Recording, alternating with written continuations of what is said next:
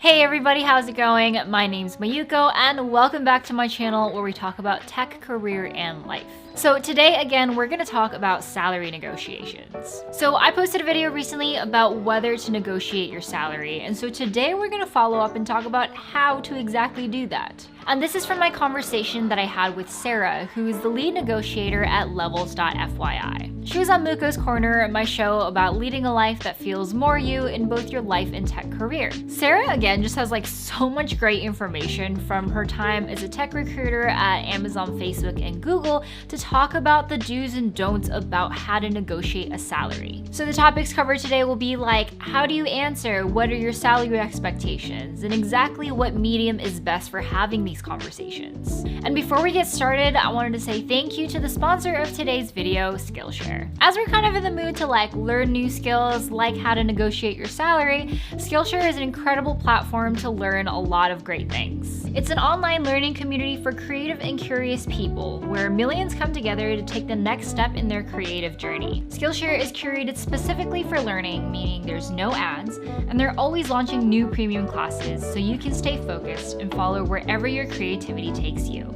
And it's less than $10 a month with an annual premium subscription. While we're kind of on the topic of money, I found a really great course for how to build good money habits. Justin Bridges, who's a fashion photographer and former finance pro, made this course, Modern Money Habits, 5 Steps to Build the Life You Want. The course includes gaining insight about your current spending habits, and then also identifying small changes that prevent debt, and then creating a realistic plan for retirement. And of course, because I know y'all are tech people or curious about tech, they have tons of great classes about coding as well. So check out Skillshare, and the first 1,000 of my subscribers to click the link in the description will get a free trial of premium membership so you can explore your creativity. Thanks again to Skillshare, and now let's dive in. Okay, next I want to talk more about how do you actually negotiate specifically.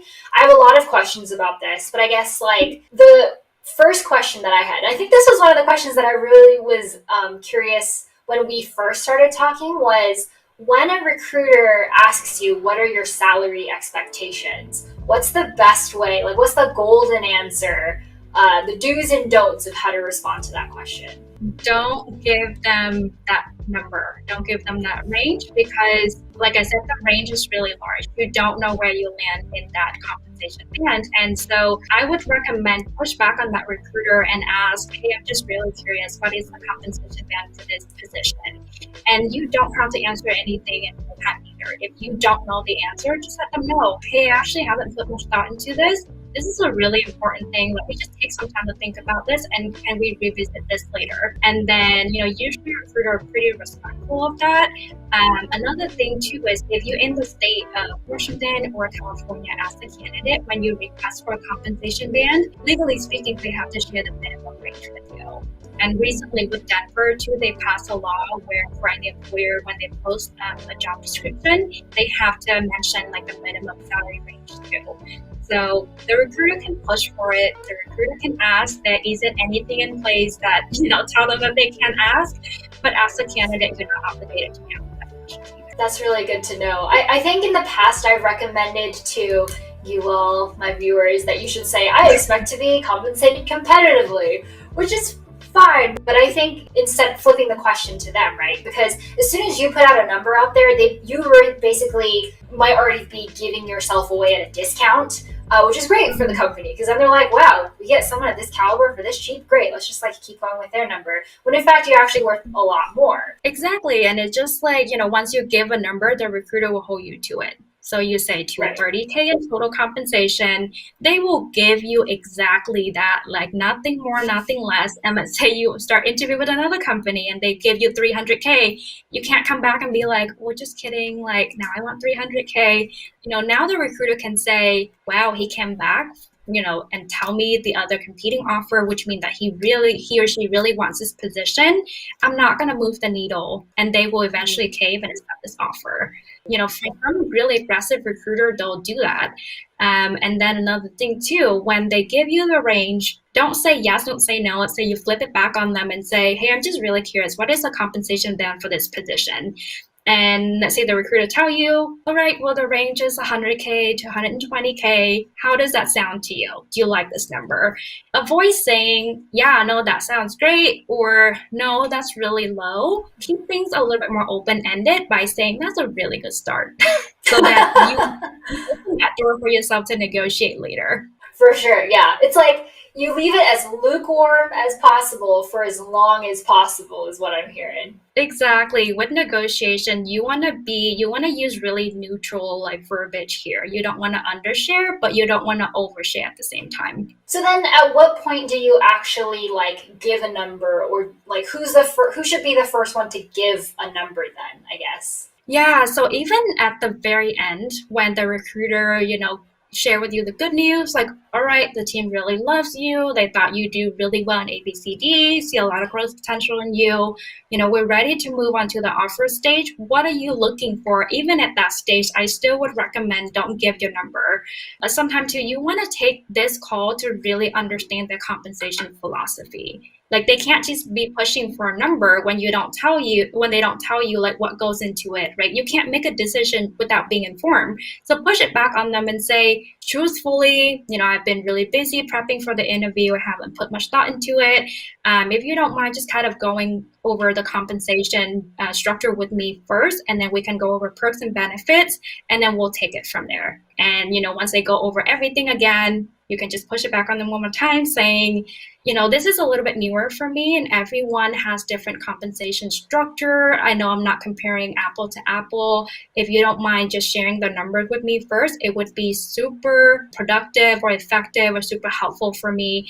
I would greatly appreciate it. It's almost like a game of poker of just waiting for them to fold, just like waiting and waiting and waiting and waiting, and then having them be the first to show their hand. Exactly. And like once the recruiter have to explain everything for you, they were just like, I might as well just share a number now.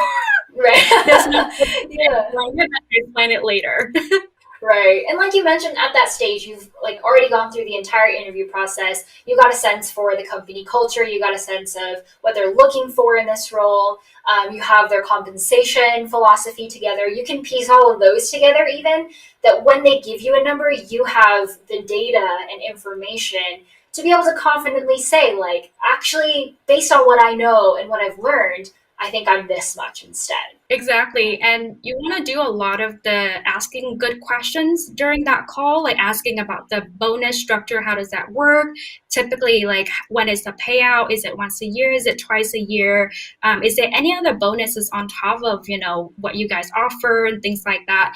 And for companies that don't offer a bonus, that's the perfect window for you to use that as a leverage against them. Like, hey, since you don't offer me any bonus, what I want to be mindful of is inflation and, living costs that just keep going up. So essentially, if I don't take this into consideration now, the longer I stay with the company, essentially the less my take-home pay is going to be. And I don't want to be in a position where the salary is a thing for me to have to leave the company. So I hope you understand where I'm coming from. They can't say no to that. You're going to be the biggest asshole if you say no after that request. Right, that's true. Yeah, use all of that knowledge you learned in AP Econ to talk about inflation, to talk about money, and use all of that to your advantage. This whole conversation of this back and forth between yourself and a recruiter has a hiring manager and other folks behind them to make decisions about all of this, but what's the best format to be having this conversation? Yeah, good question. So typically, I would recommend do that over via email. After the recruiter tells you we would love to move forward, they go over the compensation structure with you, perks and benefit, let them know this is a lot of good information. Let me just take some time to process all of this and get back to you later. Would that make sense for you? Would that work for you? As a recruiter for myself, it's so much easier to, kind of follow that thought process because sometimes it's really hard to maybe when I'm on the phone, someone just pinged me, I got distracted. Maybe they were asking me 140, but I misheard them and I wrote down 104, for example. So just to have everything on paper is so much easier for the recruiter to, not make any mistake when it comes to numbers there. And let's say if I have to get an approval from their manager, it's so much easier for me to just kind of forward that email to the manager or the compensation team. So as a candidate, you have so much more control over your narrative, because you could be saying the perfect thing, but communication goes both ways. It's also dependent on what the other side is perceiving that message. So if this person misunderstood what you were saying, and this person is relaying all this information to the team, you don't know what went wrong in that process. Like, things can go sideways really fast. Or maybe this recruiter just explained something completely off, and the manager could take it the wrong way. And that kind of what could potentially jeopardize your relationship with the manager. It makes life so much easier on you to do it over via email. Because a lot of the time too, I would see this happen with my friends where they, I'll prep them, like, ask for this much, and they were like, yep, no, I got it. And then we would rehearse it, and then when they're on the phone, they get so nervous that they start to like discount themselves, like, well, I guess, like, I mean, I kind of want 300K, but like, I would be okay with 250. And I'm just like, oh no. I'm just like, oh, what? And I think the best analogy to think of this too is when you send the recruiter an email and then you have a call with them after. It's just the analogy of like, when you watch a movie and you read the book before, the movie is so much easier to understand, right? Versus if you just watch the movie and you've never read the book before, you have no idea what's going on in the movie. So that's like kind of taking the call without priming the recruiter, like what you're going to talk about, and you have to explain everything live. They're just going to sit there and be like, okay, like, I guess it makes sense, but I'm not sure. So email is the best way to go. Easier for you to lay out your thought process there. Much easier for the recruiter to share all that information with the team. You have so much more control over your narrative. Thank you all so much for watching the video. I really hope you liked it. Make sure to check out the other video I did about salary negotiations featuring Sarah. And if you'd like to just watch the recording of the live stream I did on Muko's Corner, then you can become a member today by clicking the join button down below and get access to the full recording. My members help make Muko's Corner a reality and also supports me in my channel and allows me to do what I do. And if you haven't already, the other way you can support me is by clicking subscribe. So take care, and I'll see you in the next video. Bye!